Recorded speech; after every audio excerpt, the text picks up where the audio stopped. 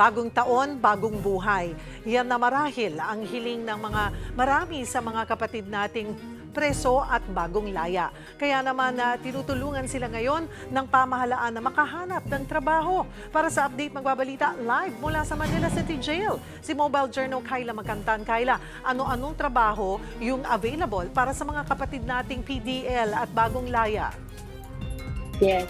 Cheryl, siguro lingid sa kaalaman ng ating mga kapatid, sa loob kasi ng Manila City Jail, maraming kabuhayan din itong ating mga persons deprived of liberty. So meron dito yung mga nagpapanadero, merong barbero, nagbabarbering, tailoring, at meron ding pilot wellness, tile setting, yung mga sa construction. Bukod pa yan sa kanilang pagpapatuloy ng kanilang pag-aaral. So in partnership din ito ng TESDA at sa kanilang paglaya naman, tuloy-tuloy pa din yung kanilang assessment at kung luckily sila ay makuha para sa trabaho, kung ano yung kanilang tinapos na skills, kung saan sila nagkaroon ng certification sa loob, yun din yung ipo-pursue at i-refer sa kanila na trabaho pag sila ay nakalayan.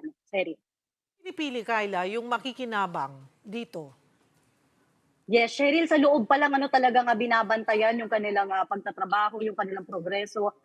Nagkakaroon talaga sila ng maraming series of assessment talaga bago sila ma-refer. Syempre, sisiguruhin muna na sila ay talagang fit na, hindi lang physically, kundi mentally at psychologically para pumasok sa isang trabaho. At eto ating mga PDL kasi, Cheryl, kahit sila ay mapalaya na, continuous pa din yung rehabilitation. So, yung ating BJMP talagang nakatutok pa rin sa kanila. Sila ay babalik pa rin dito para ma-check yung kanilang kalagayan kapag sila ay nakalabas na dito sa PITA.